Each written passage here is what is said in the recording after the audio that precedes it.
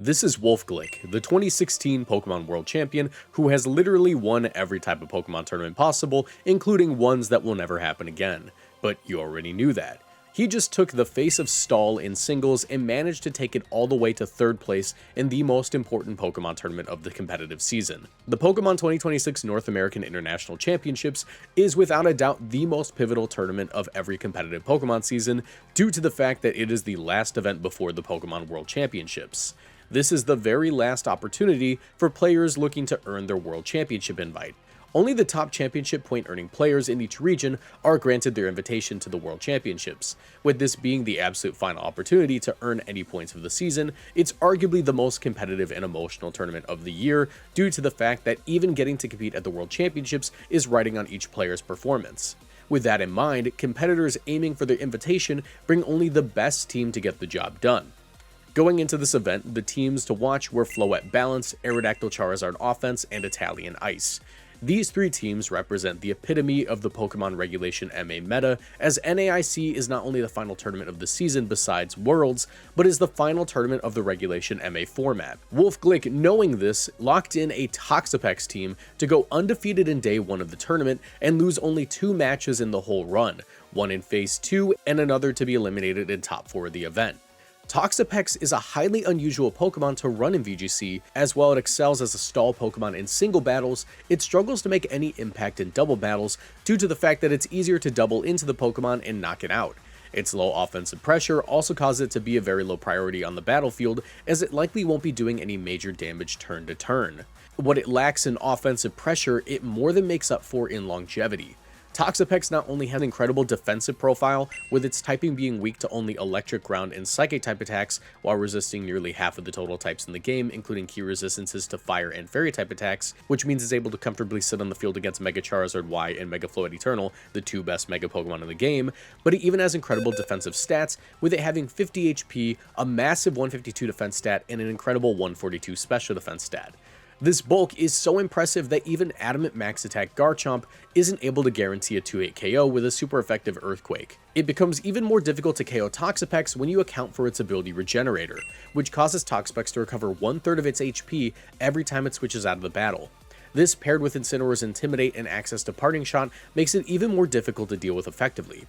Wolfe leveraged Toxapex bulk to use it as a tool who can not only defend partner Pokemon with Wide Guard against Earthquake and Heat Wave, but also provide turn-to-turn pressure with its move Toxic. Toxic is a type of poison that has its damage ramp up each turn. This allows for Pokemon to more easily be knocked into range of being KO'd by Charizard's Heat Waves or Weather Balls. Wolfe doubled down on the strategy by running the increasingly rare Timid nature on his Charizard to increase its speed instead of the standard Modest nature to increase its damage. This means that his Charizard would most likely outspeed opposing Charizards as well as even Garchomps. As the match goes on, Toxapex would become even more dangerous as its longevity allows for it to survive attacks and let opposing Pokemon faint to the toxic timer that it put them on earlier in the game. Arguably though, Toxapex's most dangerous tool at its disposal on Wolfe's team was its move Infestation. Infestation is a low power bug type attack that deals damage over time while also trapping the target on the field. This move not only allows for Toxapex to more quickly wear down the opponent between it and toxic damage, but it even allows for Wolfe to lock in the Pokemon with disadvantageous matchups into Pokemon like Mamoswine, Charizard, and Hydreigon, forcing them to have to take a hit and likely getting KO'd rather than being able to switch out and survive the turn. Before we continue, I want to remind you all to subscribe and turn on notifications for this channel to keep up with the competitive Pokemon Champions metagame. This is definitely one of the channels that you're going to want to follow if you want to do that, because I upload a ton of content about this game.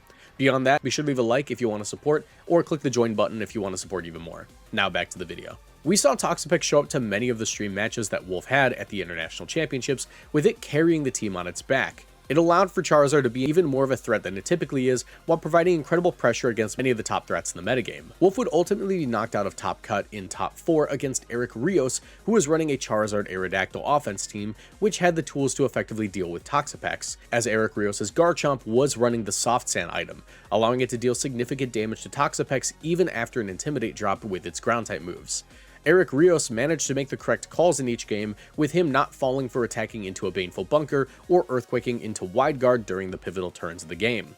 Wolfe would go for the double Baneful Bunker, which only had a 30% chance to succeed, but it would ultimately fail and allow for Eric Rios to pick up the final KO of the game before his Garchomp dropped to Toxic damage in Game 3 of the set. While Wolfe didn't end up winning the whole event, third place with such an off-meta pick in Regulation MA is an incredible achievement.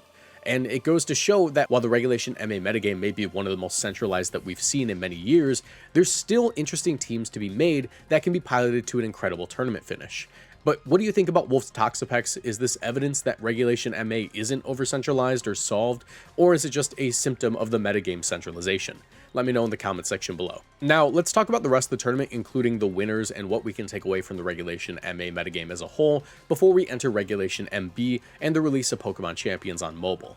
Before we do that though, I do want to plug my latest video about Charizard. It's a comprehensive breakdown as to what makes it broken in Regulation MA, and it didn't initially do super well, but I put a lot of work into it, and I think you guys will enjoy it if you give it a chance, so I will link that down below to check out once you finish this video. Now let's get to the breakdown of the tournament. Alright everybody, now that we're done with the mandatory Wolfie's the GOAT posting, we can talk about the rest of the people in the tournament. So, the North American International Championship had 1,096 players. That is among some of the largest tournaments we've ever had, especially with Pokemon Champions being out. This was a tournament that was not only hard to win, but it was hard to even get into due to the fact that Pokemon Champions is a much lower barrier of entry, right? But also just like the interest in the game is much higher than it was at the end of Scarlet and Violet, so there's going to be a lot more people trying to enter. For example, I whiffed all 4 waves of registration. I know, tragedy. I did not get to play. I had to go as a content creator, and that was really fun. I'll probably upload a little bit of a vlog to Patreon this week, so you guys can see what I did. I didn't get to record everything that I did because I'm really bad at vlogging, but it should still be pretty fun. But yeah, let's go ahead and talk about the teams that did well this weekend. Before that, we have to talk about the Pokemon representation. King Gambit overall had a 46% representation in day 1. Here's the thing. I believe during day 2, that shot all the way up to 70%. And beyond that, in day 2, we actually saw some pretty ridiculous usage stats. Let me pull that up for you guys real quick. Okay, managed to pull it up. Yeah, in day 2, the top 12 Pokemon were King Gambit, Sneasler, Basculegion Male, Incineroar, Floette, Eternal Flower, Garchomp, Charizard, Froslass, Whimsicott, Megascovolin, Sinistcha, and Lycanroc. Now, King Gambit at 70% usage is absolutely ridiculous. I'm not sure we've seen something see that heavy of usage in a very long time, but it makes sense. I mean, King Gambit is arguably the best Pokemon in the format with Basculegion at like a very close second. And they fit on just so many different team archetypes. I mean, Sneaser's also up there in day 2 usage, but I think that just like pound for pound, these two are the carries of the format, with each of them finding a spot on basically every team. King Gambit obviously is anti-Incineroar tech. It allows you to take advantage of a few different things. If your opponent wants to Icy Wind, Parting Shot, whatever, any stat lowering thing, even Intimidate, you get +2 in your attack stat, right? That's ridiculous. Beyond that, Kowtow, Cleave, Sucker Punch are incredible moves. Kowtow Cleave, of course, never missing. That doesn't really matter in BGC all that much. But 85 base power and 70 base power stab attacks off a 135 base attack means that they're ridiculous. Like, the damage output's stupid. Sworder's Dance is also very common, and they tend to run one of 3 items. Black Glasses, Choppleberry, and as of recent, Focus Sash, as we saw that in the finals. But yeah, King Gambit is an absolutely ridiculous Pokemon that's able to clean up. You send things in range. Like if Charizard takes a Heat Wave, that Black Glasses King Gambit might be able to pick up the KO. Like, it's kind of ridiculous. Basculegion, of course, in the same boat. Multiple different items it can run. Sash, Citrus Berry, Cassie Berry, Culber Berry, Choice Scarf. Last Respects being able to be like a great cleanup move as it gains base power, and of course adaptability. They're ridiculous Pokemon. But what we really need to talk about with the day 2 usage is the fact that the bottom row, or not the bottom row, but we see Lycanroc and Scovolin and Froslass at high usage, with Lycanroc being the lowest of all of them. But Lycanroc only is on one team, and it is the team that I talked about in last week's video, rounding up what happened at the Torrent special event. Yeah, Lycanroc is on the Italian Ice team. I call it Italian Ice. A lot of people just call it Lycanroc Snow. I like Italian Ice because I'm from Chicago. I love eating Italian Ice. But yeah, as you can see, Lycanroc is basically on one archetype. It's Lycanroc, King Gambit, Sneasler, the Megascovolin, Basculegion, and Froslass. Effectively, what this team wants to do is you can use Lycanroc's anti-Charizard tech with it not only having a Rock Slide with Stab that just one-shots Charizard, but also the ability to use priority moves like Accelerock to also one-shot Charizard, funnily enough, but also get pretty huge damage on a lot of Pokemon because of that Tough Claws boost, but pick off Focus Sash Pokemon like the occasional Focus Sash Kingambit, but more often than not, Focus Sash Sneasler or Focus Sash Whimsicott. Yeah, this is a ridiculous Pokemon to see that high in usage, because what it really tells you is that it's not the Pokemon, it's kind of the team. If Lycanroc is at 15% usage, it means that that team is at 15% usage in day 2. It is stupidly good how good that team ended up being, because it plays 2 modes. You know, you can do Scovillain setup with like Kingambit, Black Glasses, Swords Dance stuff, or you can just do like the Lycanroc Snow stuff. It is an incredible team in the archetype. But we also see like the usual suspects, the staples of like Charizard Sun offense with like Flow-Wet balance stuff going on. Obviously, these are the goats of the format, and I am not surprised at all by this usage stat beyond the Lycanroc, as that's a more recent development. Usually we'd see that slot be taken up by like, honestly, I don't know. It usually like, who's not here that we tend to see? Freaking, let me check. I don't even know who it would usually be, because it's 12 Pokemon, man. Let's go with Aerodactyl. That's usually like an Aerodactyl. But yeah, Aerodactyl won the whole thing though. Let's talk about those teams. So, the champion is Francisco Piopero. He won this entire tournament using a pretty standard Charizard offense team. And what I will tell you is that no matter what, you can't take away the win from this guy. This guy played incredibly, right? But man, we were really shown just how crazy Rock Slide is in this format. Rock Slide is consistently the most complained about move in the game. Even way back in like VGC 2015, 2016, 2017. Not so much 2016, because there weren't a ton of great Rock Slide users in restricted, you know, Mega plus Primal format. But in like this game, it's especially exacerbated because of the lack of Wide Guard users, the overall frailty of the general Pokedex, and just like the lack of speed control, where Rock Slide, coming from the fastest Pokemon in the format, is just objectively the best play in a lot of situations, not only for the chip damage, but also just the fact that it is a win con sometimes, getting that Rock Slide off and just flinching an opponent. I believe we saw that literally game 1, turn 1, Rock Slide flinching like Kingambit on the opposing team, making it so it couldn't go for the Iron Head, and then it just got like low kicked and KO'd. But yeah, it is a ridiculous Pokemon. Mega Aerodactyl, I put it in S tier of like my personal tier list at the beginning of the format, but I think that it has dropped significantly. A tier, maybe even high B tier, but it winning the biggest tournament of the year means that it's probably bordering on S tier. It is a ridiculous mod, even if it doesn't fit on a ton of teams. It is objectively the most annoying Pokemon to face. But yeah, and beyond that, we see like very standard stuff. Sasbashka Legion, Charizard Y standard set. This is like the most bog standard team that we've seen this format, but it's unequivocally the best team in the format. It is the team that you want to be playing. You're either counter picking this team or like running something that's just kind of like off meta, you know. But yeah, Francisco, incredible run, ended up at 15-2, and of course locked up their World Championships invite. I'm pretty sure they were already getting it because they're an incredible player, but now they have the auto invite, so someone else from EU is going to be able to get that. But yeah, second place we got Eric Rios, the person who knocked Wolfe Glick out of the tournament. And what I will point out is that Eric Rios had a very interesting team. It is, you know, more or less like kind of like standard Charizard stuff, but with a spin on it that allows for it to have better matchups into certain things. We do see the Twin Beam, Thunderbolt, Roar, Trick Room, Citrus Berry, Farigiraf. That is 100% a matchup mon. It is able to prevent Trick Room by going for Roar against opposing Trick Room Pokemon, making sure that I'm able to go for that. It is also technically anti-Perish Trap tech, where you can side Roar out your Pokemon to prevent them from being perished. But for the most part, it's just tech. Like it's a Farigiraf. It's able to hit for psychic damage against, you know, notably Toxapex in this format or in this tournament, but also be able to bypass the Focus Sash on certain Sneaslers. It's solid damage overall with Twin Beam. It's not like the strongest move, but it is pretty good off a stab. And of course, Thunderbolt there. That's just meant to give Farigiraf super effective coverage into Pokemon like Charizard, opposing Aerodactyl, and generally flying types. Yeah, I think that the Focus Sash Kingambit was a pretty good call for this format. I'm not sure how fast the Kingambit was overall, but I would imagine that if you're running Focus Sash, you don't really care too much about bulk. Kowtow Cleave, Iron Head, Sucker Punch, Low Kick. I'd imagine, you know, with Tailwind, you're going to be able to run a little bit more speed on that. And Ice Fang on the Aerodactyl is also really cool. Typically, Aerodactyl isn't able to hit Garchomp for really any damage whatsoever.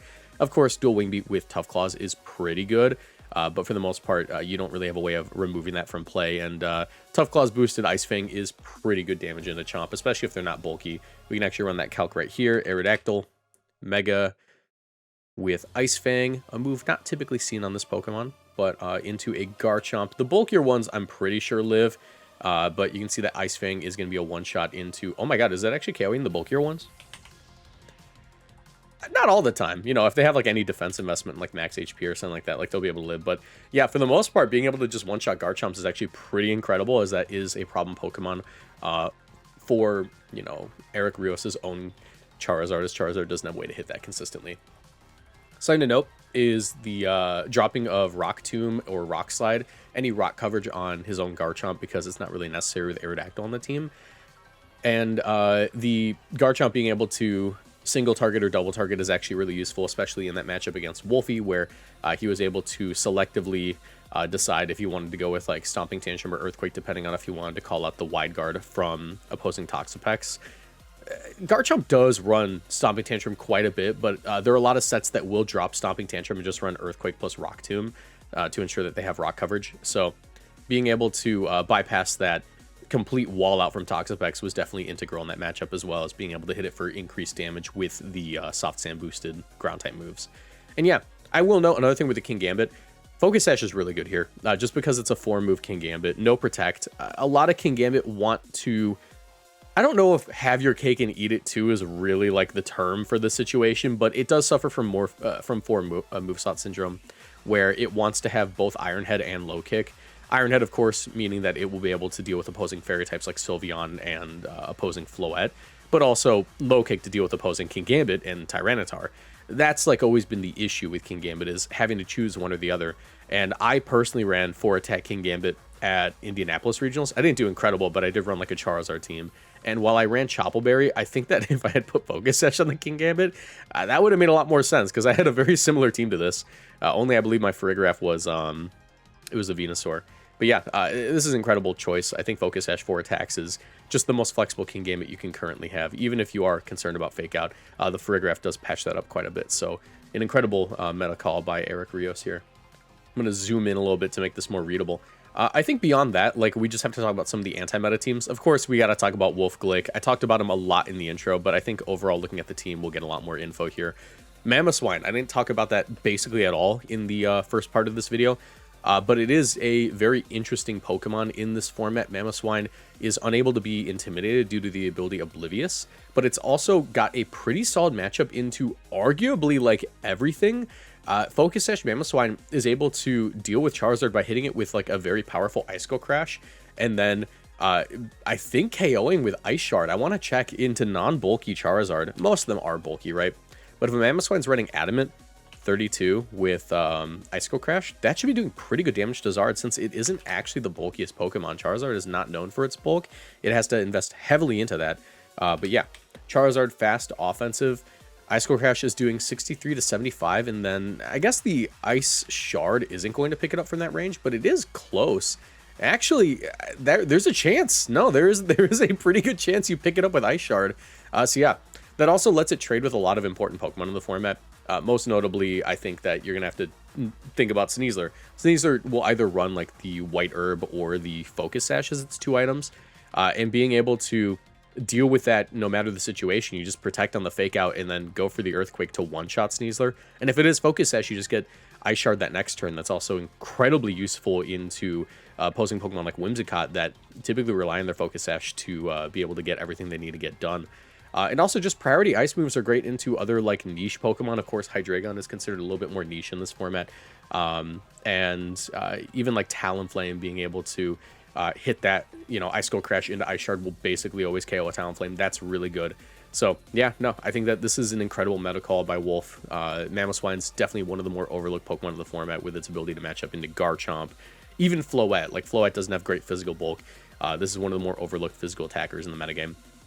And we talked a ton about Toxapex, so I don't really need to, you know, beat a dead horse there. But yeah, Snarl, Scarf, Hydreigon is something that we've seen since the beginning of the format. I believe Joe UX9 was one of the first players to kind of pilot that to a really good finish in the Champions, what is it called? The Grand Champions Festival on a sand team, and you really only see Hydreigon on sand teams, but this is one of the rare instances where it's not really on that. But yeah, Wolf had an incredible run.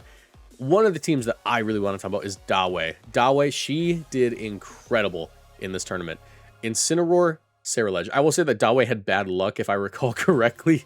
Ceruledge got crit through its bulk ups to get one shot by like a Kingambit or something. I forget exactly the matchup, but Ceruledge, again, another Pokemon that's been super overlooked in this format. Its Flash Fire ability means that it is a hard wall to Charizard, while also being a pretty solid physical attacker. It's able to bulk up and increase both its defense and physical attack stat, while also using Bitter Blade. It kind of plays like, if you played against Calm Mind, Dranicus, Float Eternal, as we see here with, you know, the same team, it kind of plays a very similar role. You just kind of boost your stats up and then become very difficult to deal with as you're protected by Sinistcha's recovery with Hospitality, and then just getting all your health back with Bitter Blade. I think Bitter Blade is one of the most broken moves in Pokemon that it's unfortunately only stuck on one attacker, so it's hard to really see how crazy that move is. 80 base power, physical, also I think slicing move, but it doesn't matter for this. Physical slicing move, fire type, is really great. You know, this is a very physical format. You're able to deal very good damage into Float Eternal while also resisting it and being unfake outable. It means that, you know, at +1 your Bitter Blade, I don't know the exact stats that she ran on it, but if we look at Ceruledge here and we just like make an educated guess that it probably hit the attack bump, right? Adamant, let's go at 20, right? What's the attack bump? 176 is usually it. Yeah, go up to +1 into a Floette. I want to see just how much that does into a Charizard. Obviously, it's going to be pretty great. Shadow Sneak and Bitter Blade were the two moves. Bitter Blade. That's doing 65% in Sun to a Charizard, and you're just recovering all the health back that you might lose in this matchup and then sending it in range of Shadow Sneak. That's ridiculous. And yeah, into Float Eternal, of course, that's the one I want to look at here. We'll go with the Calm mindset because that's the most common right now. Bitter Blade is doing 70% to Floette. Like, that's ridiculous, especially since its Moonblast is only doing like 51% to you at most, and that's with like no HP investment. So if you're doing like 32 HP and then like a ton of special defense, which I would assume is what she was running, yeah, your Bitter Blade, you're not taking much from Moonblast, you're just recovering everything back and sending it in range of the Shadow Sneak. Every time, actually. +1 Bitter Blade into +1 Shadow Sneak picking up bulky Floette is utterly ridiculous. And even into like a Kingambit. Kingambit, one of the best physical attackers in the game, who should hypothetically have a good matchup into Ceruledge due to Sucker Punch and stuff. You know, at +1 defense, your Kowtow Cleave from Black Glasses Kingambit, with enough defense investment, I'd like to imagine she probably calced for that. You're going to be able to eat that hit and then just one-shot it back with Bitter Blade if you have enough attack investment. It is a very, very cool Pokemon, especially in the certain matchups. Even Sneasler. Sneasler literally can't touch it. You know, offensive Sneasler, the best it's going to do is 14 to 17%. If it's Adamant, it's going to be going up to like 15 to 19, and then you just one-shot it with +1 Bitter Blade. This is one of the most slept-on Pokemon in the format, and I can completely see how she made such a deep run. I wish it went further, but unfortunately, you know, the cookie doesn't quite crumble that way. Sometimes you guys kind of get unlucky. Marcus Dion was the person to take the Italian Ice team to its best result at 8th place here. Technically at top 4 in the other tournament, but in this tournament, Italian Ice did incredible. If you want more info on this team, I have a whole video about Lycanroc that I did the other day. It's pretty short. But yeah, effectively, this team is kind of 2 teams in one, and that's why it's so effective. You kind of have that mode where you're playing like Frostlass, Kingambit, Sneasler, Basket Legion stuff, but you like tack on Lycanroc if you're going into a Charizard matchup. But if you do have a matchup where you're facing into something a little bit like bulkier, slower, like a sand matchup, Scovillain is incredible there. It allows for you to just immediately burn opposing Pokemon. You get to go for Moody Boost before you Mega Evolve, possibly getting a special attack boost or a speed boost, making it so your Giga Drain and your Overheater dealing significant damage. Redirecting attacks into itself, burning everything, making Kingambit feel like an absolute menace because it's able to Swords Dance basically for free against physical attackers. And then, yeah, like it is a super strong team, and I think that a lot of people kind of recognize that it is a very good team. But yeah, other than that, that was like the broad like strokes of the format. Those are like the 3 teams that we saw. We saw Floette balance, we saw Charizard offense, and we saw the Italian Ice team be heavily represented in day 2. But there are a couple of teams that I think we can't really overlook here. Of course, Blastoise had a pretty incredible run, finishing at 10th place on Chris Large's team, or Large. I like Chris Large. I'm gonna call you Chris Large. It might be Large. But yeah, Blastoise has been one of the more interesting picks. I think that like this is one of the more off meta Blastoise options, as we see it being paired with like a Weavile and a Sneasler, which I think is pretty cool depending on certain matchups.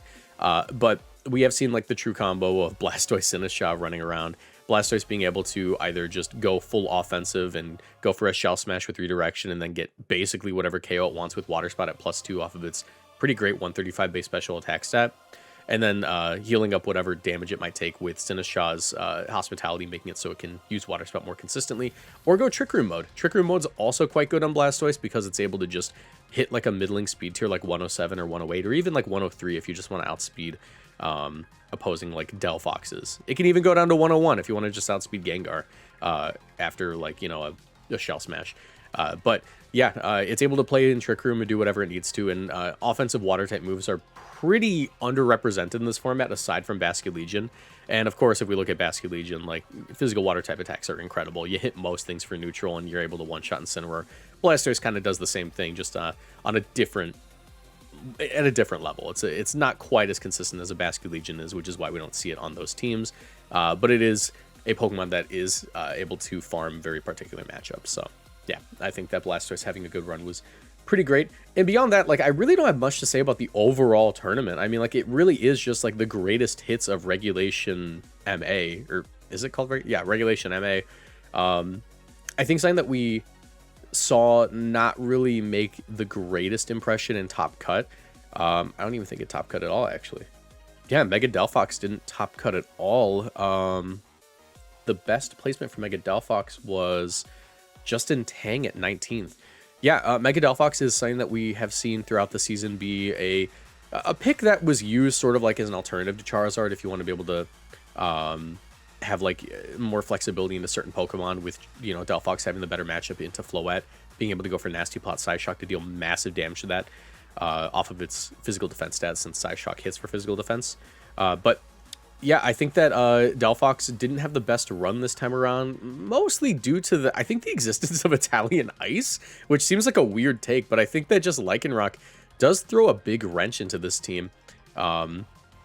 Just like the Pokemon that Delphox wants to be next to do not appreciate like the Lycanroc team and its ability to just have flexible options. You know, King Gambit's like a huge nuisance for it, and when you pair that with, you know, Basculegion and Frostlass, it's able to deal with the Pokemon that would otherwise deal with King Gambit for, you know, Delphox. But I would assume that's probably what prevented it. I don't know. Actually, let's take a look at the run. What were Justin Tang's losses?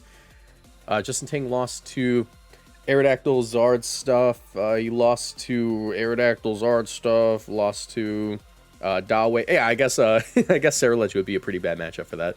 But yeah, no, okay, I guess not Italian Ice. Did he face any Italian Ice? No, not really. Huh, okay. But yeah, the team, or the tournament, was pretty like standard for what we've seen. But I think that like just those few teams that were able to kind of break the mold and get great finishes are what I mostly want to focus on. I do want to look at this. There was a Snorlax. There was another team that did pretty good with Toxapex Snorlax in juniors.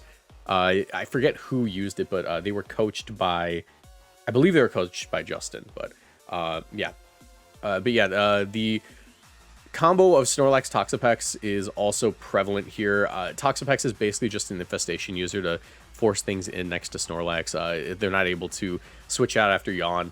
Wide Guard is like a very, very good move, especially when you pair it with like a Mega Scovelin.